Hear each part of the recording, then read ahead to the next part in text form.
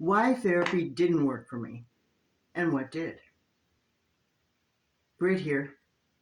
Let's get right to it. So, if you're like me, you've invested a lot of money and time trying to better yourself. I'm always looking for new ways to learn and grow.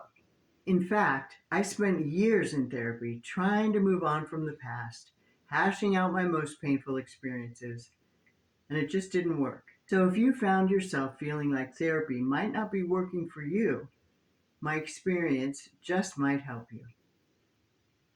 Now, this is a conversation I've been excited to have, especially if you're one of the many women out there who've had an abortion and found yourself struggling with guilt or shame or regret or emotional baggage that therapy couldn't just seem to fix. Let me start by saying I absolutely respect therapists. So before anyone gets all Twitter pated about thinking I'm knocking therapy, I'm not. I have great respect for the profession.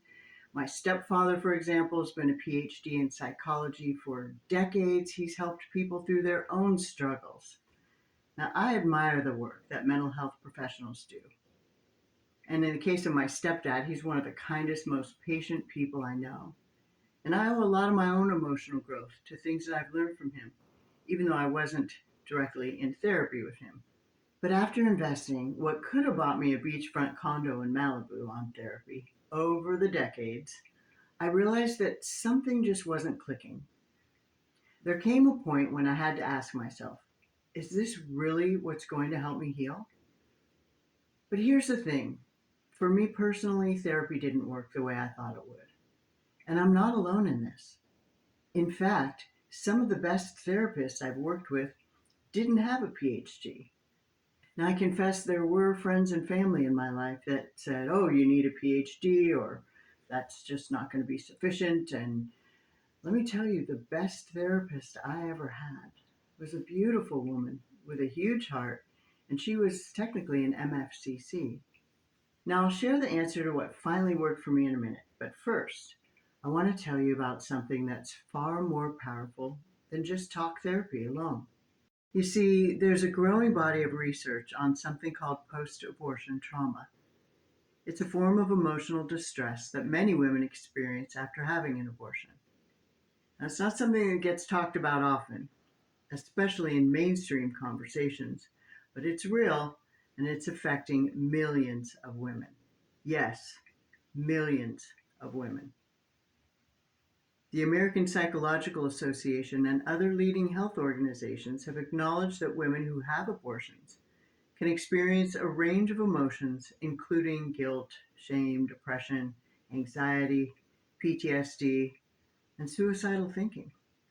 In fact, a 2010 study published in the British Journal of Psychiatry found that women who undergo abortions are more likely to experience mental health issues than those who carry their pregnancies to term.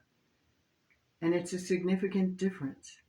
I'll have the science to back that up as we go along. I'll share specific studies.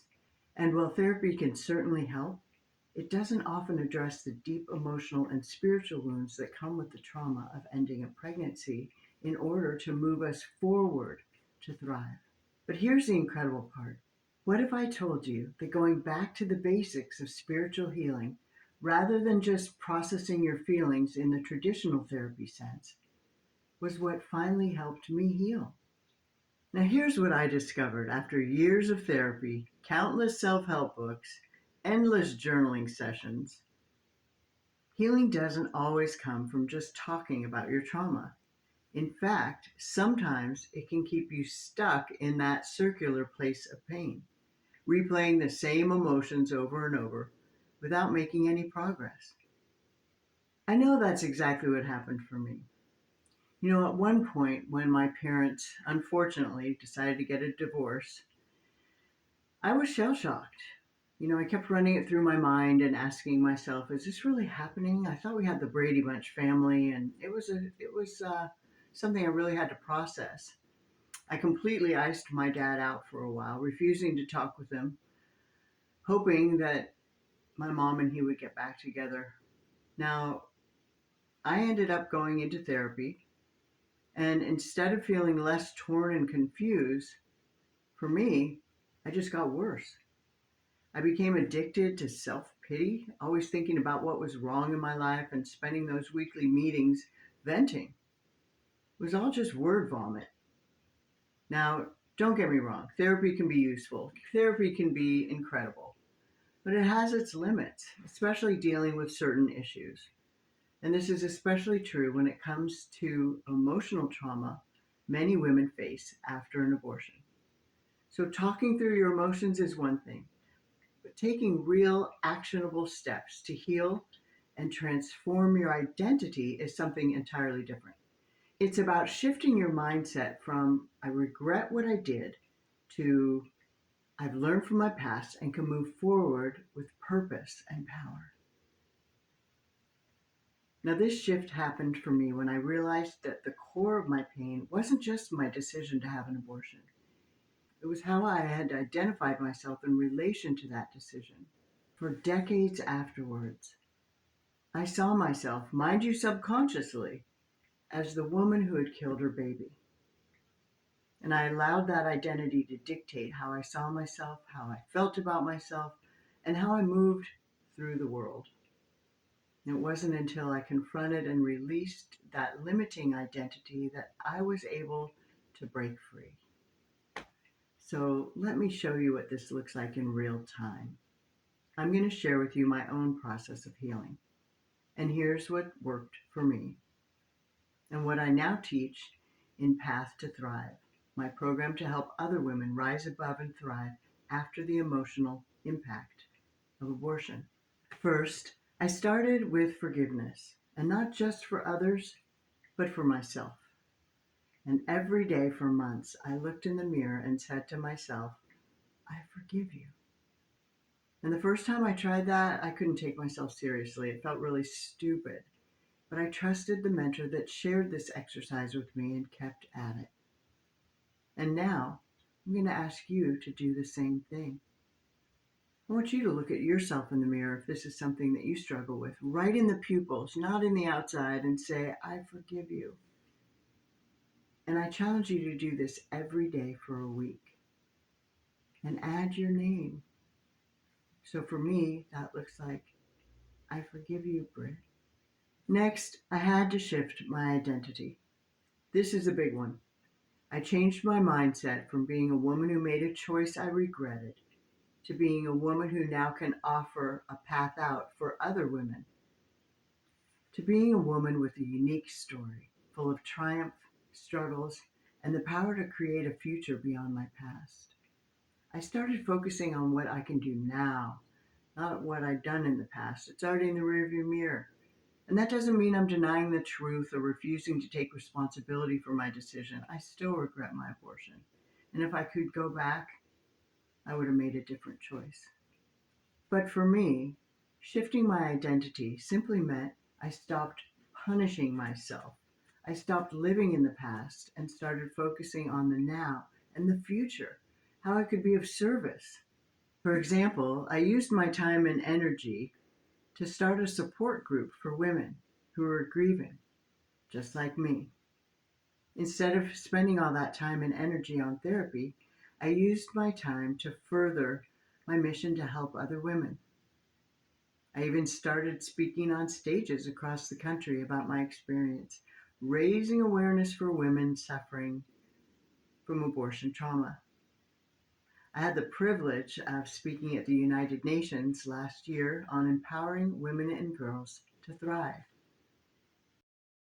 And it's such a privilege to watch a woman have the aha moment when she puts it together that symptoms she may be suffering from, things that have been operating in her life subconsciously for years, may have had something to do with the abortion decision. I also had to find a new support system. The people around me were crucial in my healing. This wasn't just about having people to talk to, it was about surrounding myself with women who understood the complexity of abortion and who had found healing in their own lives. I sought out mentors and coaches and other women who had walked through similar struggles, and I needed people who could help me take action, not just stay in the pain. Now, the process of shifting your identity isn't just a nice idea, it is grounded in science. Research in psychology shows that identity shifting is one of the most powerful tools for overcoming emotional trauma. According to the Journal of Personality and Social Psychology, when you change how you see yourself, you change how you experience life. And if you identify as someone who's stuck in regret, you'll feel stuck. If you identify as someone who is a learner, you can grow and move forward with strength. You'll begin to act in alignment with that new identity. Think of all the lottery winners that are broke and have the identity of, I was broke and now I won the lottery. We hear all the time about people winning the lottery and going broke. Well, the fact is, 70% of lottery winners end up bankrupt, not just broke, but bankrupt. They never shifted their identity into someone that knows how to manage money. You know, your subconscious is driving your life, whether you realize it or not. 5% of your life is conscious. Everything that we do, getting up in the morning, going to work, whatever we do in our life, 5% of that is conscious. The rest is handled by your subconscious. So for me, the change was radical the moment I realized I could rewrite my story by shifting my identity. And then everything shifted. I began living out of a place of empowerment, not victimhood. And the more I embraced this new identity, the more I could create the future I wanted. And I have. Praise God, one of healing, peace, and purpose. And my purpose is to alleviate others' pain that have gone through this. Now, I know you might be thinking, that's easier said than done. How can I just choose to change my identity and move on? I hear you. It takes time. But here's the thing, just making the commitment right now to build a new identity is a huge step. And once you start focusing on the action you can take now to heal and thrive, your entire experience changes. In fact, Scripture encourages us to focus on whatever is pure and praiseworthy, excellent, admirable, right, lovely, noble, and true. And God tells his brethren to focus on these things because he loves us. And if we're not focusing on those particular adjectives, those thoughts probably aren't from God, and we have no business dwelling on them. What you focus on will grow. You have the power to create your new story starting today. And if you don't shift your identity, you risk staying stuck in regret or shame or guilt, picking abusive relationships, suicidal thinking even. Even if you have achieved financial success, a career, things that look good on the outside, deep down, you still may feel that missing piece. And you deserve more than that. You deserve a future full of peace, joy, and fulfillment. So, my beautiful friend, I want to leave you with this. Healing is possible. Therapy is a tool, but it's not the only answer. You can shift your identity, forgive yourself, and move past post-abortion trauma. I would love to hear your heart in the comments, and will do my best to answer every one. And if no one told you today, just remember, you are beloved.